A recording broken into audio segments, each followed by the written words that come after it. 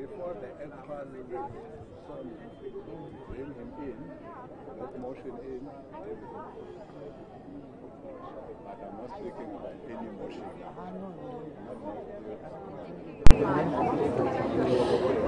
I am now going to speak to various political parties represented in Parliament who are going to give me their response to what was announced by the presiding officers today. With me I have the SG of the EFF, Mr. Godrich Gardy. Thank you so much for joining us. First of all, your party, you did sponsor a motion of no confidence in President Jacob Zuma for the 22nd of February. It's been scheduled. However, these current events now eclipse that. What is your response to what the presiding officers just said? Well, we welcome the decision of the presiding officers to postpone the State of the Nation address. However, we reiterate our call for the convening of the motion of no confidence prior to any State of the Nation address, because predictably so, Mr. Zuma is not going to resign tomorrow or any other day soon. The man is very arrogant and stubborn, and we can assure you that he is going to defy his own political party, as he did with President Thabo Mbeki when he told him to resign, and he said, he dared him and said, fire me. The same is going to apply. We will have to go to a motion of no confidence before any State of the Nation address. So if I heard correctly, Speaker Baleka Mbete did say that they're giving it about a week. So you hoping for your motion to be brought forward from the 22nd to before the proposed date for the SONA? Well, the motion of no confidence should be convened any day, but at least prior to any State of the Nation, as long as Mr. Zuma's resignation letter is not in the table of the Speaker.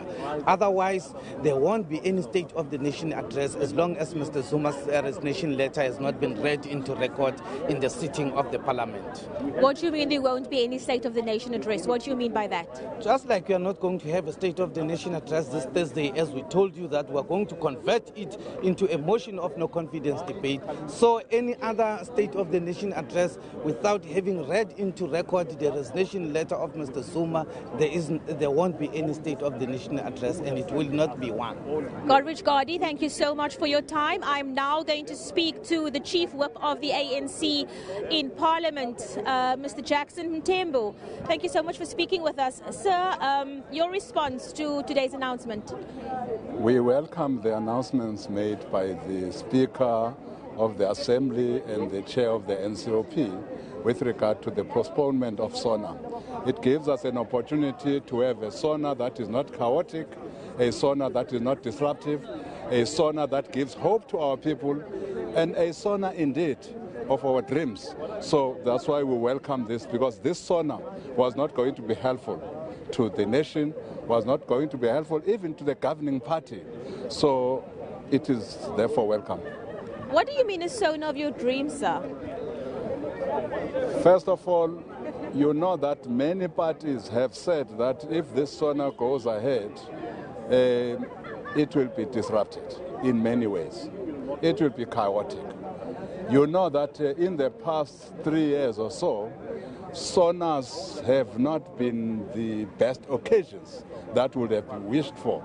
People have been marched out, have been forced out of the SONA occasions, and to some extent people have been beaten up, and the white-shirted guards, security guards, have also ejected people out of SONA.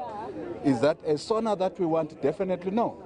With this gives us an opportunity where, as parties, we are able to ensure a SONA that will not have these characteristics that a SONA has had in the past 3 years.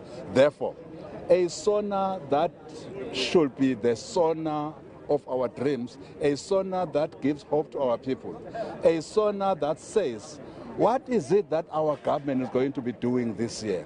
What are these things that we have done well in the past year? What are these things that we are going to do further well this year? Where did we go wrong, and how are we going to correct our wrongs? In these SONAs that we have had, because of the disruptions, in many instances, even the press reported more about the disruptions than about the content of the SONA. Therefore, we believe that the governing party will ensure that we don't have a SONA that we have had in the past 3 years. Mr. Mthembu, the common denominator over here is President Jacob Zuma. He's the reason political parties, opposition parties, did not want SONA to go ahead. True. Is a SONA without President Jacob Zuma the SONA of your dreams? Let's allow the National Executive Committee of the ANC to deliberate on this matter. You will know that the future of President Zuma is before the National Executive Committee of the ANC. Future of President Zuma is President of the Republic. So let's allow that process to unfold so that we don't prejudge that process. I think it will be bad of me to prejudge that process of the National Executive Committee of the ANC. That's fair enough. Thank you so much for your time, sir. Thank you. Now I have the Chief Whip of the Democratic Alliance, Mr. John Steenhuisen. You know the question. What's your response? Well, obviously we were delighted. This is exactly what the DA and other opposition parties have been fighting so hard for the last fortnight, that Parliament would be spared the indignity of having Mr. Zuma, the discredited president of a discredited government, delivering a SONA, which we know would be nothing more than a fairy tale. He would not be the president for much longer, and therefore it would have made a complete farce of this important event in the parliamentary calendar. So obviously we're delighted. I think that the institutional integrity of Parliament has been upheld, and for once Parliament is standing up for itself and not allowing Mr. Zuma to ride roughshod over it. I think that the 9 million South Africans who are unemployed at home, that are desperate for some hope and some future, will be delighted that they don't have to listen to another year of false promises by Mr. Zuma. Tell me, we heard earlier on from Ms. Baleka Mbete that the president himself was in the process of writing a letter asking for SONA, in fact, to be postponed. What does this tell you? Well, I think that they're trying to give a dignified exit to the man. I don't think that's the case. I think Mr. Zuma's hand has been forced. I think that if you look at the outcome of some of the NWC engagements, some of the top 6 engagements with him, that's not the message that he's been sending out there. His message is that the people of South Africa love him still and want him to stay on. We all know that's not the truth. His party knows that's not the truth, and Parliament has now said, well, that's not the truth. Allowing you to deliver a SONA, Mr. Zuma, would reduce the evening to a farce. And I think that's been avoided, and I think that's the big thing. Now what we need to do is make sure that, things move quickly to make sure that we fulfill the constitutional prescripts of electing a new president, but most importantly that we don't start to impact on the budget process. It's very important that budget goes ahead on time. It's very important for our economy and our markets that goes out, and we steady the markets and show that things are moving in terms of the Constitution of the Republic of South Africa. John Steenhuisen, on behalf of the DA, thank you so much for your time. Now with me, the IFP, Mr. Naren Singh. Mr. Singh, we spoke earlier on. This is almost what you asked for earlier on. You're smiling? Yes, I am smiling. I can't help but use the word delighted. I think it was a very sensible decision that the presiding officers, hopefully in consultation with the president, had taken, because they say they did meet the president. And there will be some inconvenience to people who are wanting to descend on Cape Town and to us as parliamentarians.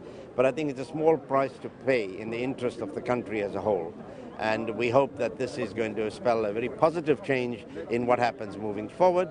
For me and for the IFP, it restores the credibility of Parliament as an institution and the credibility of members of Parliament, because for far too long, people out there thought Parliament was a joke. And I think now we've proved them wrong. Thank you so much for your time, Mr. Singh. Moving over to the Freedom Front Plus, Pieter Groenewald. Hello, meneer, hoe gaan dit? It's almost... Or in fact, it is unanimous. All parties seem to feel the same. You're all singing from the same hymn book today. Is that strange? Nee, dit is nie abnormaal nie. In die eerste plek wil ek sê, die Vryheidsfront Plus het nie 'n probleem dat dit uitgestel is nie, maar ons het 'n ernstige probleem dat die aankondiging vandag eers gedoen is. Dis basies 'n dag en 'n half voor die staatsrede sou plaasvind. Daar's 'n klomp logistieke geld wat gespandeer is, mense wat vliegtuigkaartjies moes gekoop het om te kom. En die vraag is, hoekom is daar gewag tot vandag toe? Dit is na my mening, die skrywers van die oppositiepartye word nou misbruik deur die regerende ANC-party as 'n rookskerm om hulle eie onbevoegdheid, om hulle interne probleme te kan oplos. Dit is nie ongewoon dat 'n president van die land, wat nie die president van die regerende party is, die staatsrede lewer nie. Ons het dit gehad toe Zuma verkies is in 2007. Hy het eers die staatsrede gelewer na 2009. So dit is nie 'n goeie argument nie. Dit beteken die interne werking van die ANC is besig om uitmekaar uit te val. Ek sê weer eens, dis nie 'n probleem dat hulle dit uitgestel het nie, maar hulle kon lankal die aankondiging gemaak het en na my mening word dit nou misbruik om hulle eie interne probleme te probeer verbloem. Thank you so much for your time, sir. We are now moving over to Professor Kubisa of the NFP. Sir, I assume that you are on the same page as your colleagues here at Parliament. Yes, we're on the same page. As the National Freedom Party, we welcome the fact that SONA has been postponed. And we believe that it was appropriate in the light of uncertainty, in the light of a wave of instability that was going through even across the country. SONA is a very important speech that has got to be delivered to the public. The speech is for the public, to report to the public, and as such, we feel that in the light of what has been happening, and we felt that there was going to be chaos, and we hope that for the postponement gives time for stability, gives time for order, gives time for tranquility, so that we are able to collect ourselves as Parliament, because it's a very important time when we've got to speak to the people out there. Thank you so much for your time. I see Mr. Chaisa of the AIC. Oh, okay, I'm confused, sorry. Okay, Mr. Madisha of COPE. Sir, thank you so much for speaking with us. What's COPE's response to today's announcement? We're very happy.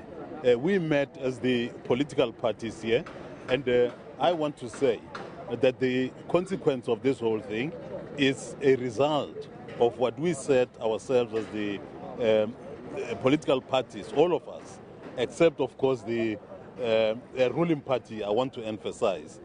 All the opposition parties were risen to say this thing is wrong, we cannot go on with it, and therefore what we see is actually not a victory for the political parties themselves, but a victory for the people of South Africa, because they had reason to say we're not happy with this kind of thing. And had it gone on, what we could have had really is a situation where we would have a civil war or whatever. And therefore, that is why I'm saying the people of South Africa must be happy that we have arrived at this kind of a situation. Willie Madisha, thank you for your time, sir. Okay, now we're going to speak to Mr. Lulama Chaisa of the AIC. Sir, do you agree with what all the other political parties have to say about today's announcement that SONA has in fact been postponed? Well, this is good news. They always say that no news is good, but this one is very good. We welcome the postponement because this is for the sake of unity, peace and stability. And for the first time now that the presiding officers have to accede to the request by the political parties. So we do appreciate that. It means now the country is going forward. And we hope that we are going to have a very good SONA this time around because it has been arranged, discussed, and properly prepared. What do you think the next step should be before we actually have the next SONA? Yeah, we think now the current president, Zuma, now must try to step out. That is the best thing that should do. We hope that he's going to do that because we heard that the top 6 of the ANC at a meeting, then yesterday NWC, then this NEC, they are also sitting tomorrow. So we think that something positive is going to come out from that. Because what you want is that he should just go out without being forced to go out. Thank you so much for your time, Mr. Chaisa. There we have it. I think we had a whole range of political parties represented in Parliament to give us their views. As you heard, most of them, or all of them in fact, are in agreement that this was the right decision to be taken by the presiding officers of the National Assembly and the NCOP. SONA will be postponed. Baleka Mbete said they're hoping to have it within a week, but obviously we're going to have to wait and see how news events unfold over the next few days. So it's back to you in the studio. All right, a week it is. Every day we are coming to us live from Parliament, and we're going to quickly cross live to Pretoria, where we're going to get analysis from political analyst Lebohang Pheko. Finally, the political parties, rather opposition parties, get what they want. What do you make out of this, Lebohang? It's not surprising. I think what is surprising is that there has actually been this much momentum that has been gathered in quite a short space of time.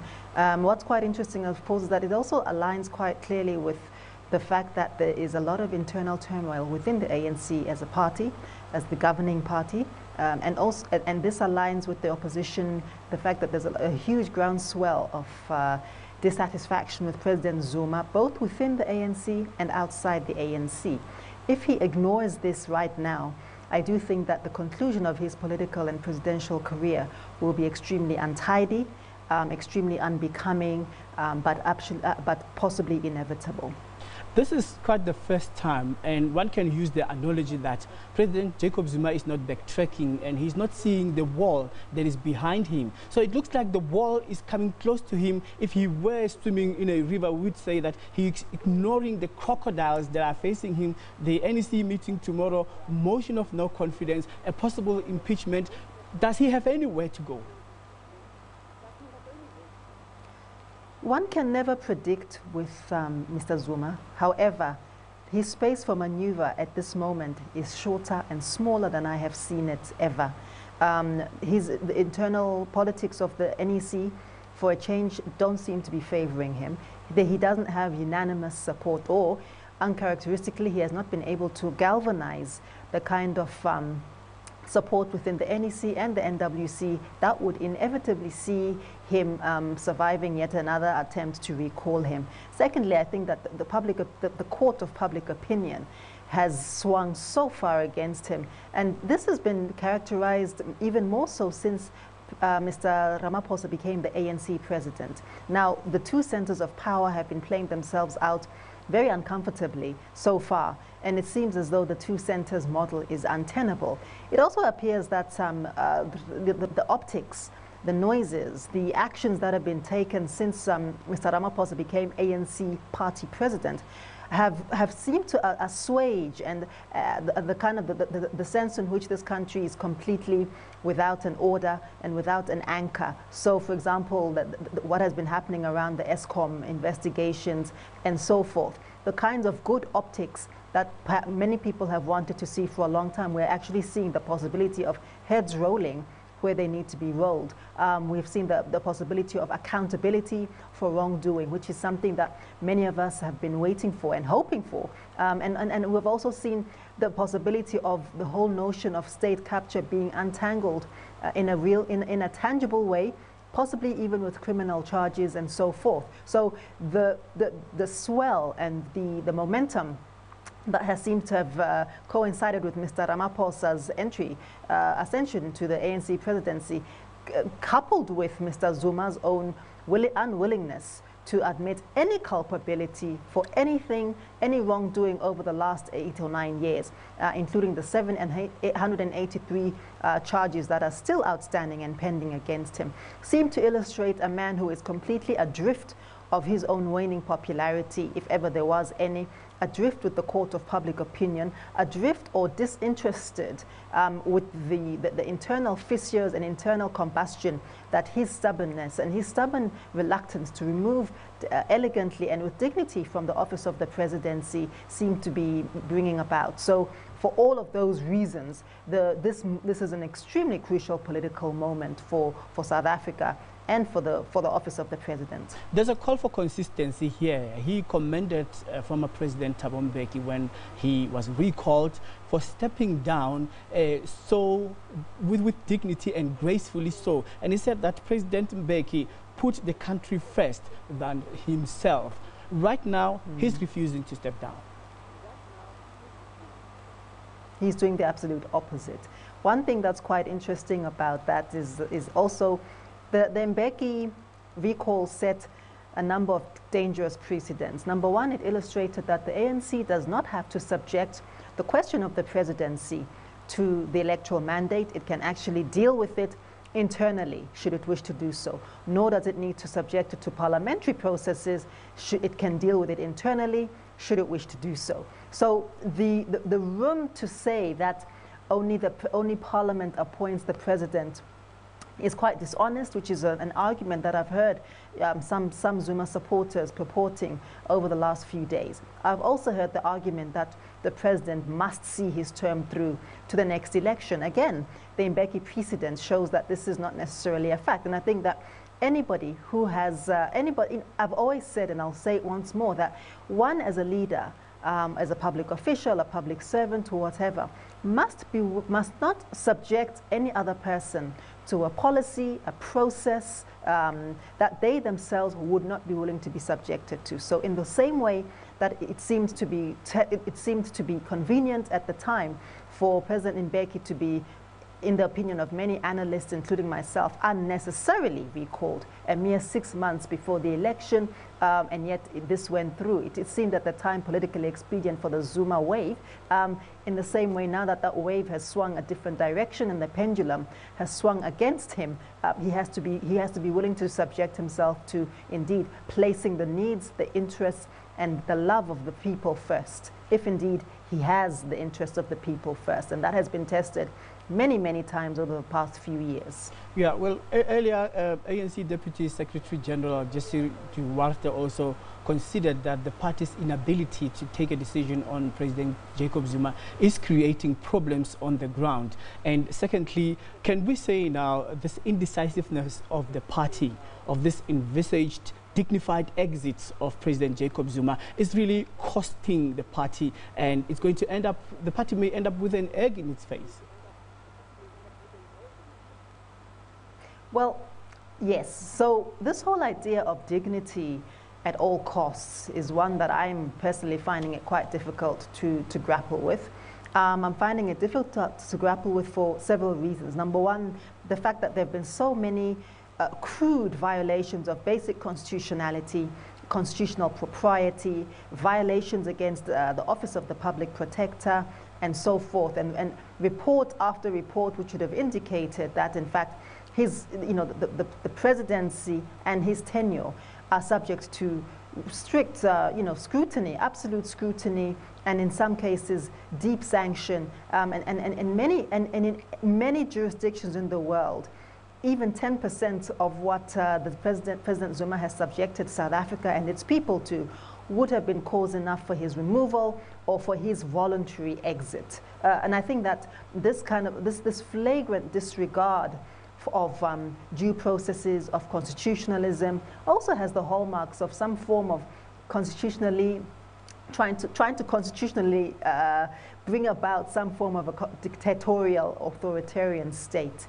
So, dismantling the checks and balances which are supposed to protect the people of South Africa and protect the executive from overreaching in its powers. We've also seen the increase of scope reach. So the judiciary now being the de facto beacon and the de facto placeholder for order, for adjudicating issues of state importance. So, political parties are literally camping at various expensive legal firms in this country and camping at the Constitutional Court. One might even argue that the de facto head of state in this country is Chief Justice Mogoeng. Now, all of this sense of disorder and this lack of clarity around where the office of the presidency and his powers begin and end, an encroachment into broader executive powers, broader constitutional powers, is extremely uncomfortable, and I don't think it's tenable at all. This constitution, if you recall, was drafted with a particular personality in mind, and that's the unfortunate thing about it, is that we should never draft any piece of legislation or constitution that is supposed to have posterity value whilst staring at somebody who seems to embody, to some people, the values, the best values of leadership. And at the time, people were staring at Mr. Mandela, who to many people was the template of a good leader, and without anticipating that in future there would possibly be somebody who might be authoritarian, who might be less pliant, who might want to actually take the constitution and do different things with it. I'm fully convinced that if President Zuma were living in a different country, he would by now, but no doubt, have tried to extend his term of office under the misguided mask that the people still love him, the people still want him, neither of which seem to be true, either within his party or outside his party. So I think that for the way in which the Constitution was drafted did not anticipate the authoritarian strongman tactics that Mr. Zuma seems to embody, which is extremely unfortunate. But the good thing is that despite all of this, we have a vibrant parliamentary democracy. We still have a vibrant opposition party politics, which seem to have become even more resuscitated over the past few years, and due in no small part to the resurgence of the EFF, the rise, in fact, of the DA, etc., etc. So the character and nature of our politics increasingly don't seem to be able to, are not willing or able to babysit and to construct thank you so much, a one-party state. All right, I think that you have made your point. We're going to have to leave it there. Thank you very much for your analysis. That's Lebohang Pheko, political analyst, talking to us live from our Pretoria studios. We're going to take a break. There's still more to talk about this. As you know, that State of the Nation address has been postponed and a date will be announced as to when it will be held. Stay with us.